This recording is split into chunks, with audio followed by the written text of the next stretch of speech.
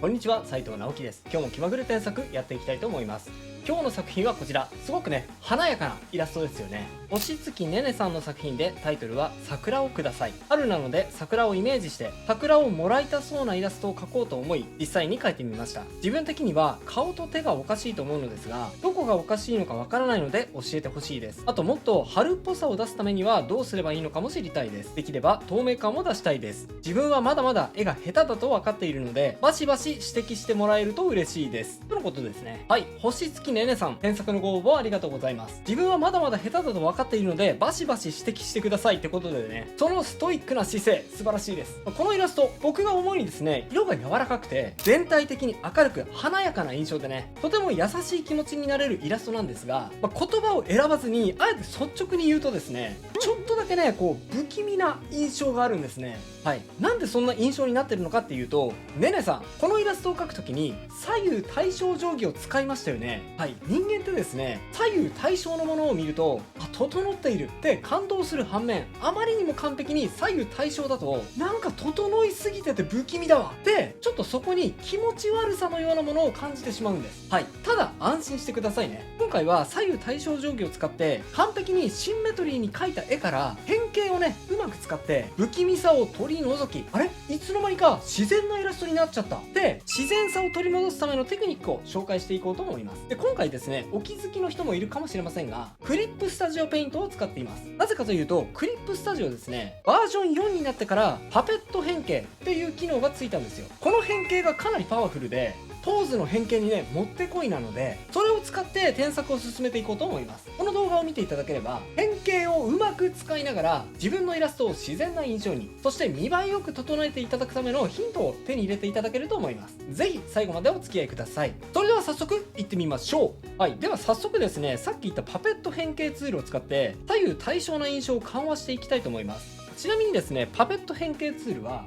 メニューバーのね、編集から変形の中にありますね。ここです。これを押すとツールが起動します。で、このまま移動しようとすると、こんな風に全体が移動してしまいますので、視点にしたい部分にいくつかこのように点を打っていきます。で、そしたらですね、このように顔を動かすと、ほら、こんな感じで、線がね、間延びしたり、ぼやけたりすることなく、自然な形でポーズを変形することができちゃうんですよ。このツールすごいでしょ。これを使って体のバランスを左右対称じゃなくしていきますね。やってみます。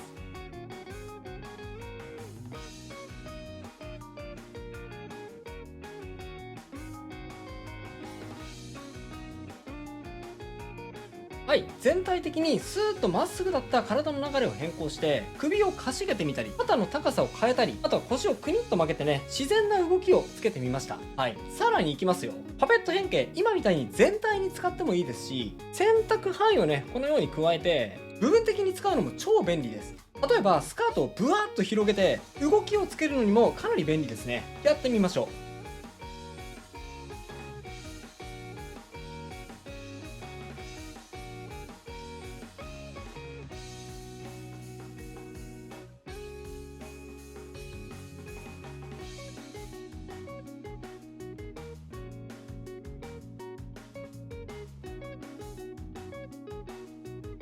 はい、スカートを左右に広げてみました。下にね、ストーンと下ろすよりは、左右に広げた方が絵に動きが出て見栄えが良くなります。あとね、スカートの裏地、奥の方も見えていた方が絵に立体感もプラスできますので、裏面も描いちゃいましょうか。こんな風に。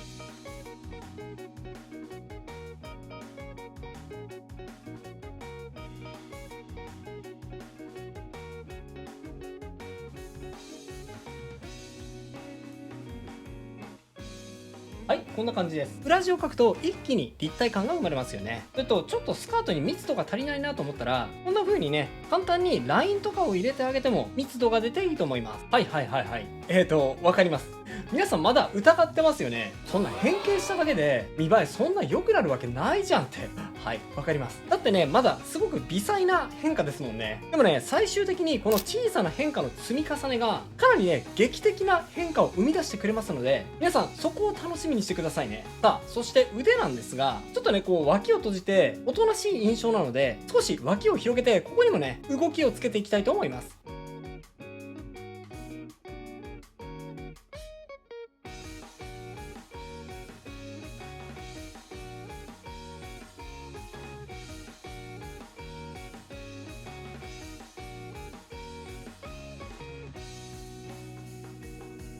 こんな感じ。あとはこの首のパーツなんですが、ちょっとねこの辺大きいかもしれませんね。もう少し首にフィットするように、ここもパペット変形で変形させていきましょうか。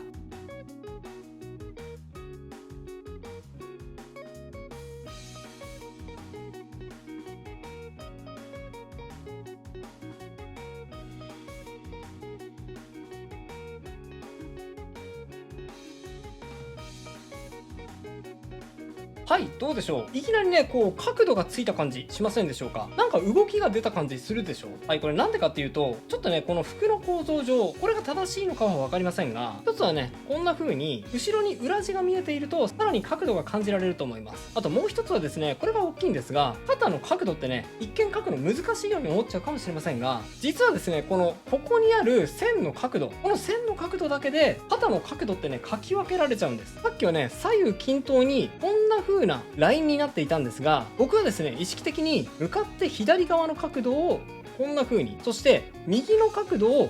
こうじゃなくてこんな風に、大げさに描くとねこんな風に変化させたんです。この線の角度だけでこういうね肩の向きって変化がつけられますので、是非ね自分で描く場合には意識してみてください。さてまだまだパペット変形いきますよ。サイドヘアも動きをつけていきましょう。やってみます。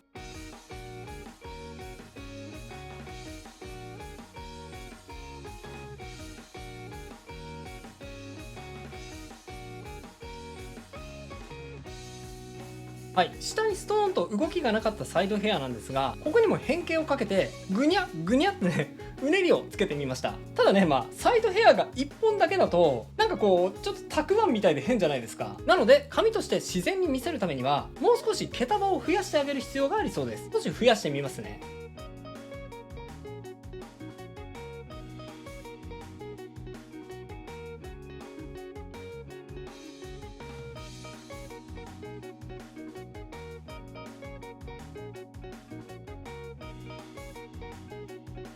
はい、こんな感じ。さらに顔のバランスの調整いきます。今ですね顔のバランスがこれ左右対称定規を使ったことが大きく影響しているんですが、結構ねこう外側に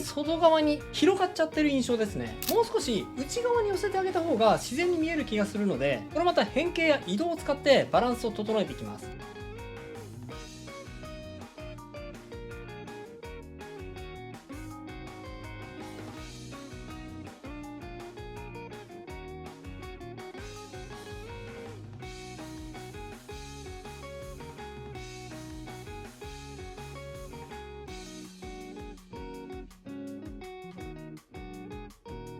はい、こんな感じです。あとですね、この絵がちょっと不気味に見えてしまう一つの原因として、目に影と光が入っていなさすぎっていう理由があります。あえて光を取り除いてミステリアスな印象を作り上げているっていう場合にはこのままでも全然いいんですが、そこは意識してなかったっていう理由もこの絵にはありそうな気がするので、そのパターンもお見せするために目に光と影描き入れてみますね。多分ね、一気にキャッチーな印象になると思います。やってみます。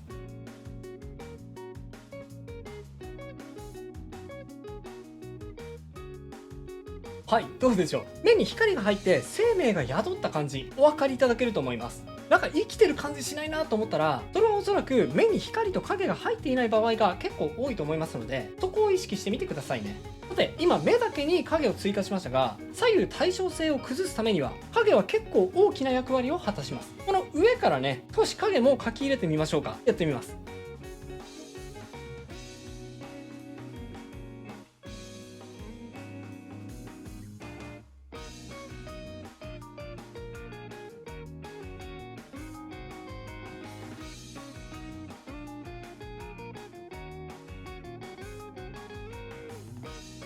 はい、こんな感じです。どうでしょう。絵が一気に引き締まりつつ左右のバランスも変化して絵に自然さが増したのがお分かりいただけると思います。はい、影を追加したので光も追加しましょうか。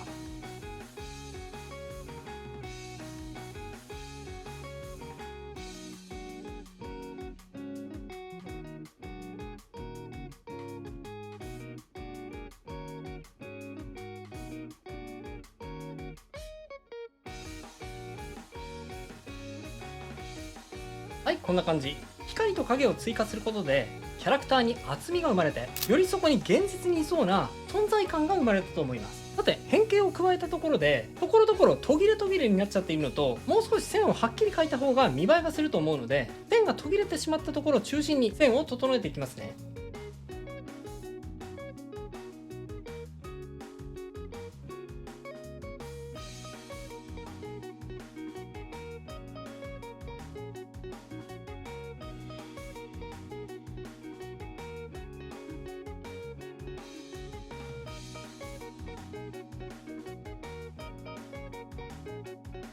はい、こんな感じ。キャラクターについては以上となります。さてさて、次は背景なんですが、はい、こんな感じなんですが、背景はですね、おそらく桜のブラシ素材を使っていると思うんですよ。でですね、クリップスタジオのアセット素材、かなり便利なので、今回はあえて僕もアセット素材を使って検索してみようかと思うんですが、アセットを使う時にはですね、これ今みたいに1種類のアセットだけで間に合わせてしまおうとすると、結構イメージが単調になってしまうというか、均一になりがちだと思います。なので、できれば複数組み合わせていきたいですね。例えば今背景に使われている花びらは結構ね、こんな風に大きめな花びらなので、もう少し細かい花びらを左右対称にならないようにバランスよく散りばめていきましょう。はい、こんな感じのアセットを使っていきます。かなりね、いい感じですよね。いきます。ちょんちょんちょんちょん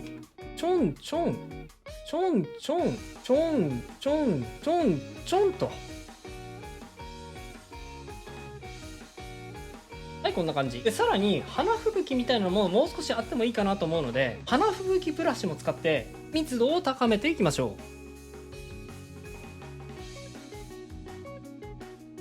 う。ぶわーぶわー、はい、こんな感じですね。はい、いい感じいい感じ。それとキャラクターの手前側にも花があった方がより画面が立体的に見栄えよく仕上がるので、手前側にも別の素材を足していきましょう。はい、この素材なんですが、ちなみにですね、桜の花に境界線を足したい時にはウィンドウからレイヤープロパティを開いて、で境界線効果の縁のボタンをオンにします。で縁の色はこの部分で設定できますね。この状態でこのレイヤーに花を描いていくと、ほらこんな感じで自動的に境界線を引いてくれるようになりました。これ便利ですよね。バランスを見ながら桜の花びらを追加していきたいと思います。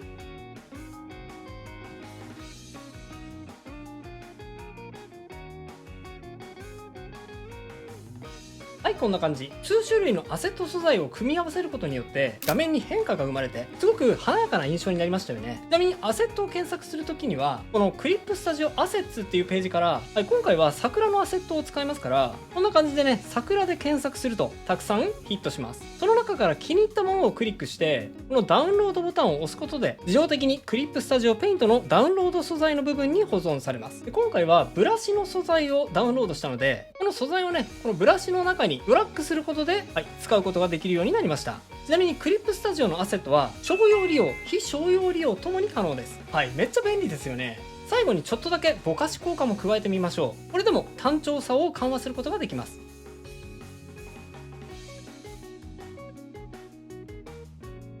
一番下のこの背景レイヤーをコピーして、上のレイヤーにですね、フィルターからぼかし、レンズぼかしをかけます。はい、こんな感じで全体的にぼやけました。はい、ですが当然ですが、全体的にね、こうぼやーっとしてしまったので、少しシャープな部分も残してメリハリをつけましょうか。今ぼやかしたレイヤーにレイヤーマスクを追加して、こんな風に一部だけを非表示にしていきましょう。すると元のシャープなままのレイヤーが透けて見えるようになるので、一部分だけぼやけていないシャープな状態を取り戻すことができます。やってみます。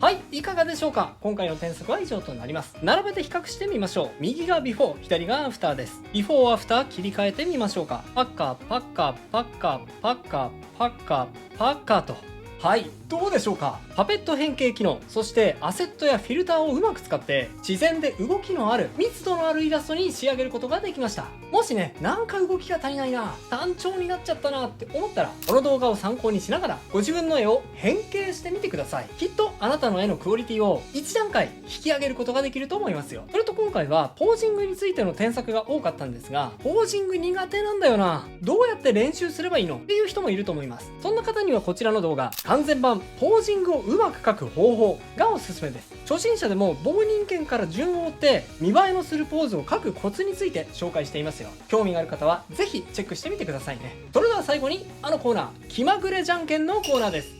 いきますよ、準備はいいですか？気まぐれじゃんけんじゃんけんポン。